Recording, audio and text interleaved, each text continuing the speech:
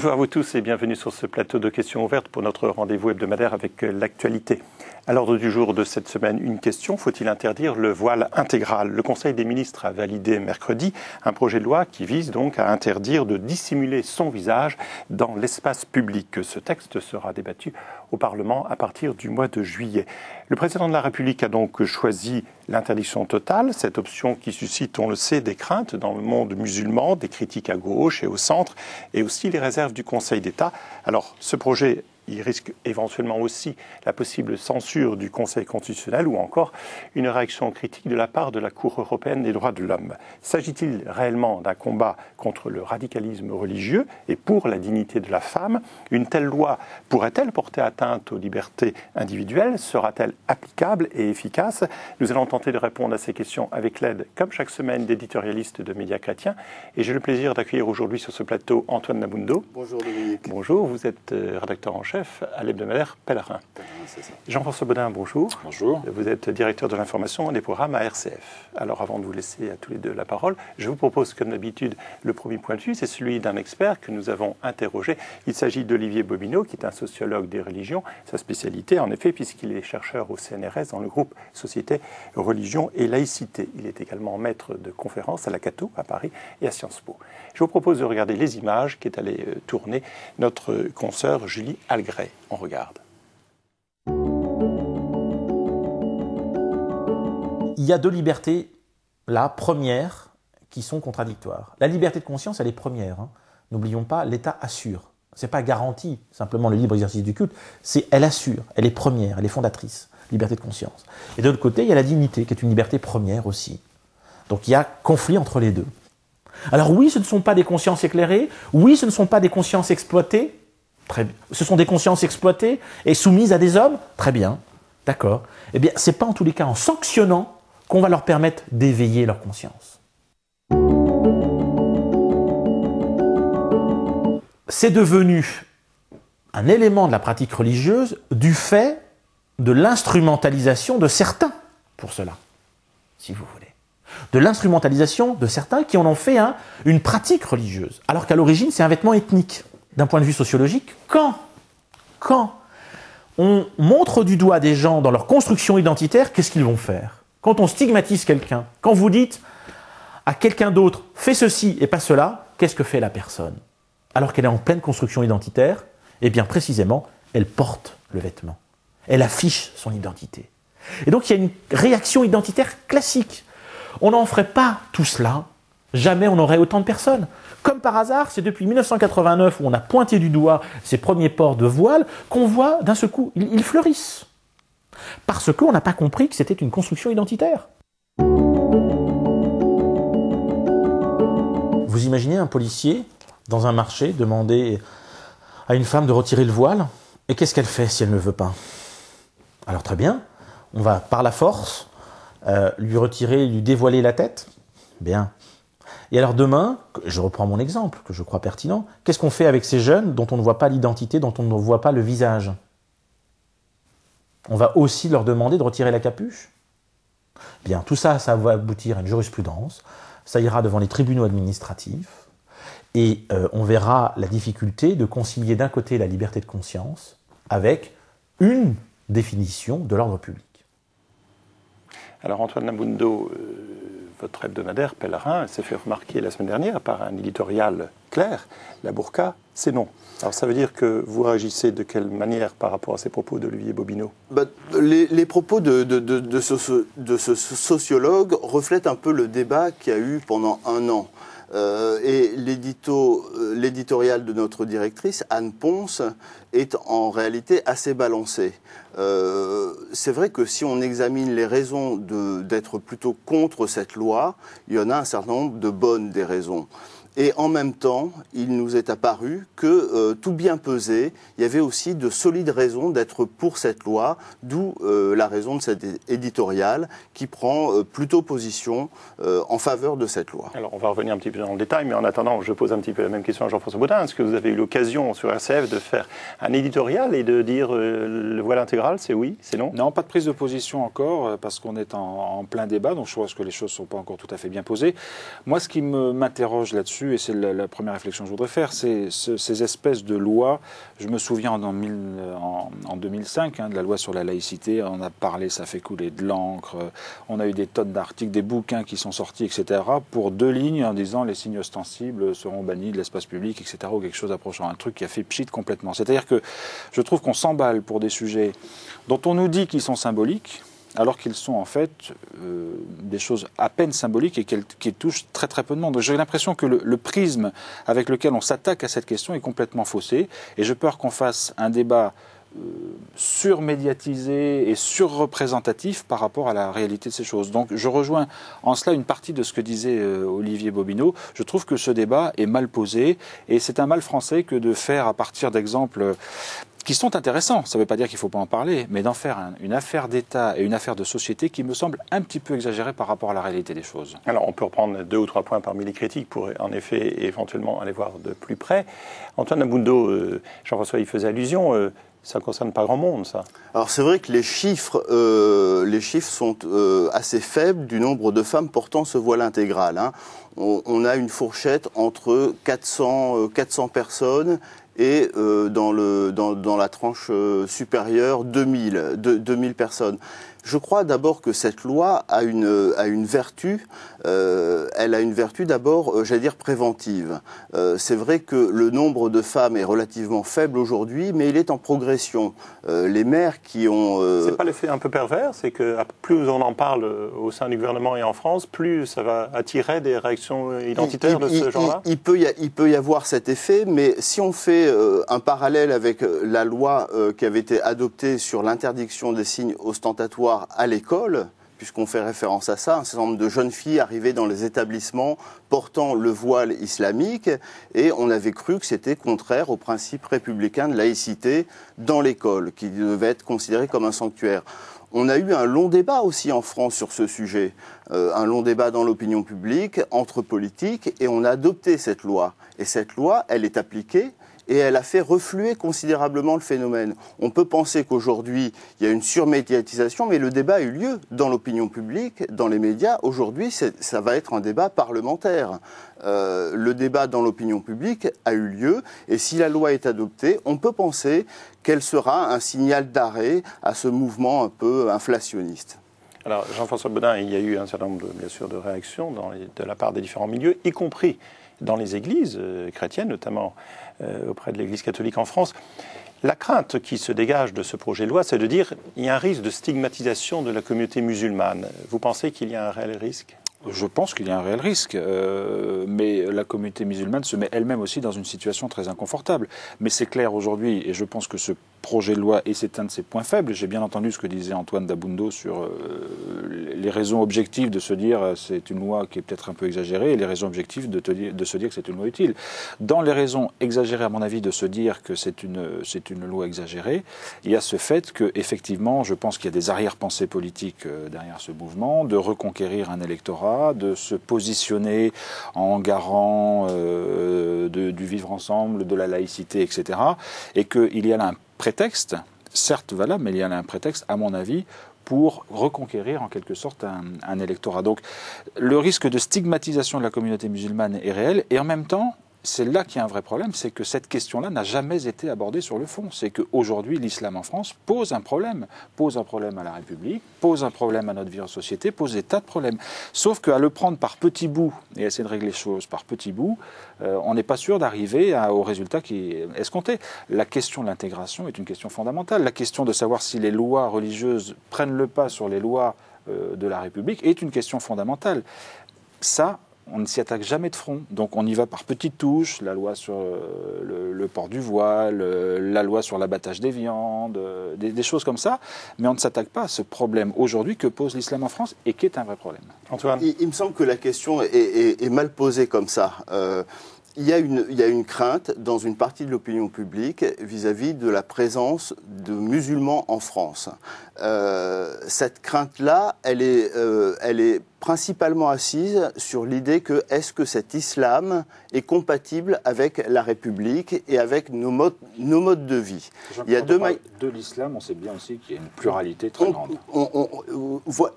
Cette crainte, elle repose aussi sur l'incompréhension d'un grand nombre de nos compatriotes sur ce qu'est la réalité de l'islam en France. D'abord parce que tous ceux qui sont d'origine musulmane ne sont pas forcément pratiquants. Ensuite, dans les musulmans pratiquants, il y a une grande diversité de pratiques et la grande majorité, il faut le redire, et peut-être que cette loi sera l'occasion de le redire, une grande majorité de musulmans se comportent tout à fait en conformité avec les lois de la République et sont plutôt dans ce désir-là. Il reste que cette inquiétude-là d'une partie de l'opinion est basée sur et l'incompréhension et la crainte que cet islam installé en France soit incompatible. Il y a deux manières de faire, soit on cache le problème, et dans ces cas-là, on donne du grain à moudre pour ceux qui voudraient l'exploiter politiquement, ou au contraire, on met en place les outils pour que l'islam de France trouve sa place et montre qu'il est compatible avec les lois de la République. Et je crois que cette loi aussi aura cette vertu, j'allais dire, éducative et intégratrice. Sur ce point essentiel, bien entendu, puisque c'est un point particulièrement sensible, ce rapport à l'islam. Dans votre hebdomadaire, il y a des interviews, des reportages, vous avez pu en faire, j'imagine aussi, du côté de RCF, où on voit des musulmans modérés, la majorité écrasante des musulmans en France, qui ont peur que l'islam soit stigmatisé, sous prétexte qu'en effet, qu'on va pourchasser, en quelque sorte, une minorité voilée. Est-ce que vous reprendriez, Jean-François Bodin, l'expression de Martine Aubry, on agite l'épouvantail extrémiste et islamiste ? Non, parce que là aussi, c'est une posture politique, c'est jouer un électorat contre un autre, etc. Je pense que le problème est quand même plus profond que simplement des postures électorales. Donc, je ne suis pas sûr qu'on agite le voile extrémiste. Non, il y a une opportunité politique, certes, mais je ne suis pas sûr que ce soit premier dans les décisions qui sont prises. Là où je suis un peu mitigé par rapport à ce que dit Antoine, c'est sur la manière dont cette loi va être appliquée. D'ailleurs, Olivier Bobineau fait une petite erreur en disant on pourra les forcer à enlever le voile sur les marchés publics. Non, on ne pourra pas. On pourra retenir les femmes. Il y a un souci de pédagogie pendant 6 mois. Dans le projet tel qu'il est conçu aujourd'hui, il y a 4 heures. La femme qui est verbalisée peut être retenue 4 heures sur place ou emmenée dans un local de police. Elle sera relâchée ensuite. Et il y a une période de 6 mois pendant laquelle... Donc il y a une vertu éducative dans la loi. Mais je ne sais pas, justement, si on n'est pas dans une loi en demi-teinte, soit on l'interdit, soit on ne l'interdit pas. Je ne pense pas que la loi ait des vertus éducatives très fortes. La loi est contraignante, elle n'est pas éducante, si je pouvais prendre ce terme-là. Donc là, je pense qu'il y a une ambiguïté. J'ai pas d'opinion là-dessus. Je pense que c'est l'avenir qui dira effectivement si cette loi, si elle passe, si elle sera efficace. La loi dans les écoles a permis d'endiguer un certain mouvement effectivement de jeunes filles voilées qui arrivaient dans les établissements publics ou qui ne pouvaient pas faire de sport parce qu'elles étaient voilées ou ne pas aller à la piscine, etc. Là, on a vu que ça avait effectivement contrôlé les choses. Une loi de cette nature, dont on me dit qu'elle aura des vertus éducatives, je ne suis pas complètement convaincu. Mais c'est pour ça qu'il est évident que cette loi a des faiblesses dans les principes posés, puisque le sociologue interrogé le rappelait, il y a des principes de liberté qui se combattent, liberté de conscience, liberté de choix et liberté, j'allais dire, publique. Le premier principe, vous n'avez donc pas le droit de vous habiller comme vous voulez dans la rue. Il y a une liberté de conscience qui est affirmée par un certain nombre de femmes. Je veux vivre ma religion pleinement et ma manière de le vivre pleinement, c'est de porter le voile intégral. Ne regarde que moi, c'est ça. Même si la loi ne dit pas que dans son principe, il y a une question religieuse derrière, il y a bien une question religieuse posée par un certain nombre de femmes qui revendiquent le libre choix de le porter. Il y a un problème de liberté, j'allais dire, de choix classique. Je veux m'habiller comme ça, et qu'est-ce qui pourrait m'en empêcher? Et puis il y a un problème de liberté publique qui règle le vivre ensemble, qui peuvent. Et puis il y a une autre faiblesse de cette loi, c'est, j'allais dire, dans son application. Mais c'est malgré tout oublié que cette loi aura un certain nombre de vertus. D'abord, celui général d'une loi qui est de protéger le plus faible. Or, s'il y a un certain nombre de femmes qui font le choix de porter le voile intégral, il y en a un certain nombre d'autres qui y sont obligées par un mari, par des parents, par la pression sociale de leur milieu. Or, cette loi, dans un de ses articles, punira les gens qui contraindront des femmes à porter le voile intégral. Ça, c'est quand même une vertu forte de la loi de protéger le plus faible. Or, il y a des femmes qui témoignent aussi d'une certaine forme de violence, et pas simplement psychologique à leur égard. La deuxième vertu de la loi, c'est, j'allais dire, parce qu'elle n'est quand même pas tout de suite punitive. Il y a un temps de 6 mois pour la faire vivre, pour l'expliquer. Et puis, il y a une vertu politique, moi je crois à cette loi, qui est d'être un de ces outils qui montrera, si on fait une pédagogie de ça, qui montrera à l'opinion qu'il peut y avoir une présence de l'islam en France qui soit compatible avec nos règles de vie, notre contrat républicain. Et je crois qu'un certain nombre de dirigeants, de responsables religieux ou associatifs musulmans vont utiliser cette loi aussi pour le démontrer. Jean-François Bodin, on parle aussi, bien entendu, vous y avez fait allusion à l'application de cette loi. Alors, ça concerne, on le sait bien, il y a une certaine peut-être forme d'hypocrisie à dire que ça ne concerne pas des femmes qui font un choix d'ordre religieux, puisque c'est ce qu'elles disent. Donc ça concerne le voile porté au nom d'un idéal radical religieux. Mais Jean-François Bodin, est-ce que ça concerne aussi les jeunes qui portent une cagoule, ou est-ce que ça concerne également aussi les femmes des familles riches d'Arabie Saoudite qui viennent faire leurs emplettes sur les Champs-Élysées et qui sont voilées également? Il faudra se mettre d'accord sur voile et voile. Il y a le voile qui laisse simplement apparaître les yeux.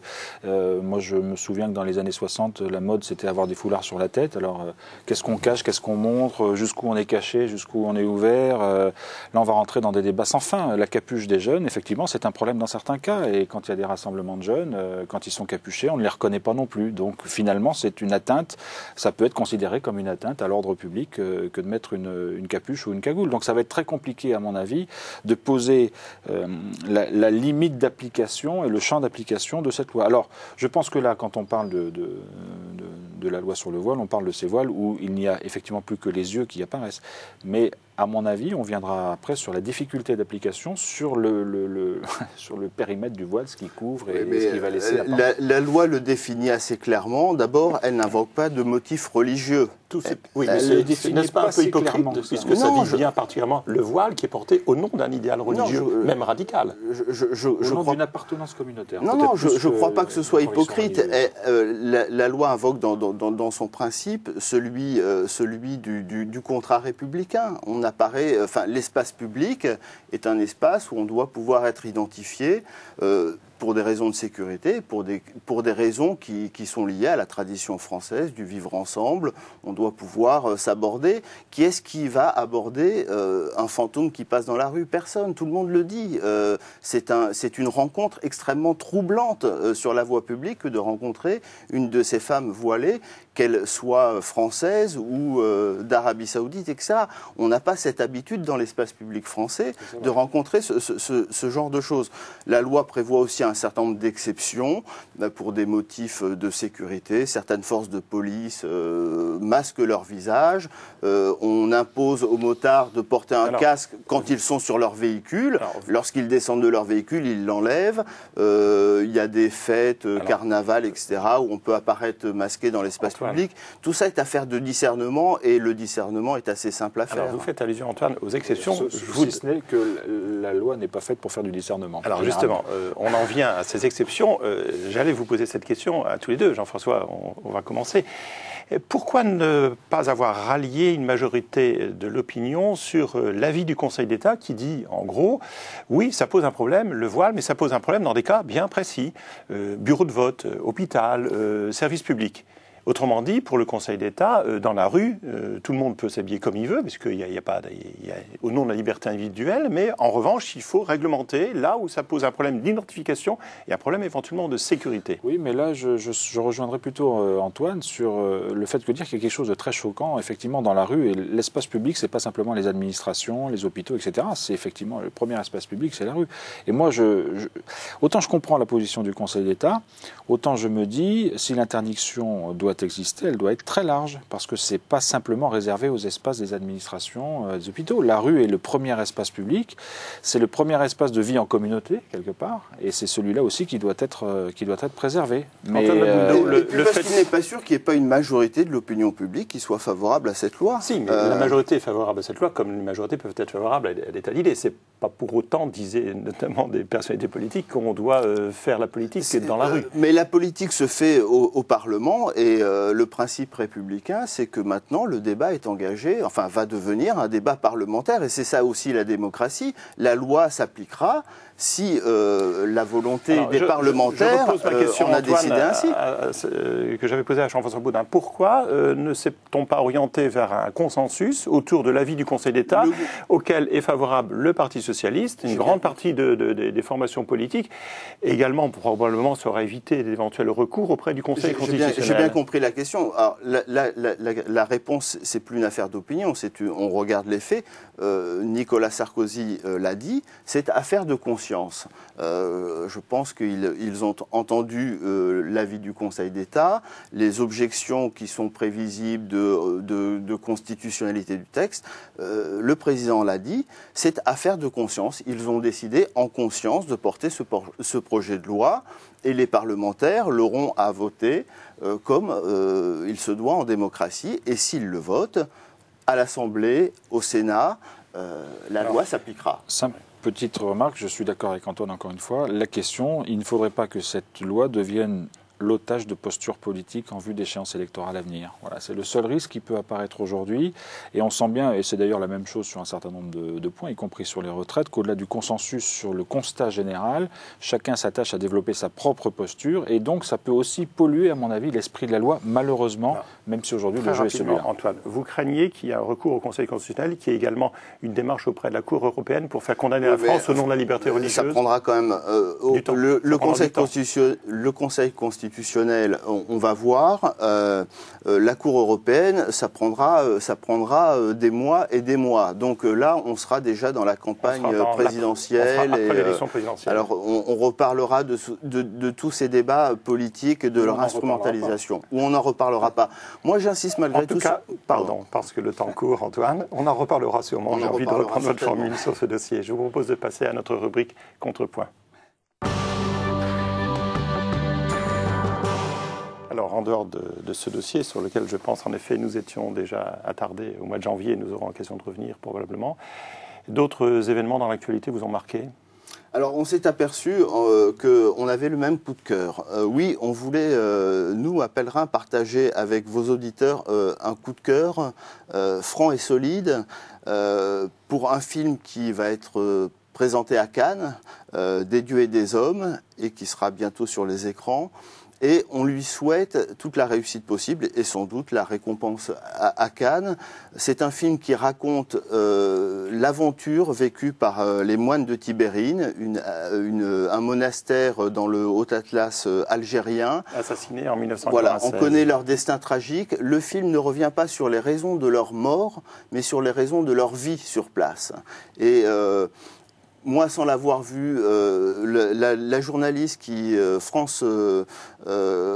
fait un superbe travail pour suivre le tournage et raconter avec un acteur comment il s'est mis dans la peau d'un moine, m'a donné très envie de voir ce film et j'espère qu'il ira en haut des marches de Cannes. Jean-François, vous partagez donc ce coup de cœur exceptionnellement. Nous ne nous étions pas concertés, mais en effet, comme on a l'habitude d'en parler au début de cette émission, vous partagez ce coup de cœur. Je partage effectivement ce coup de cœur.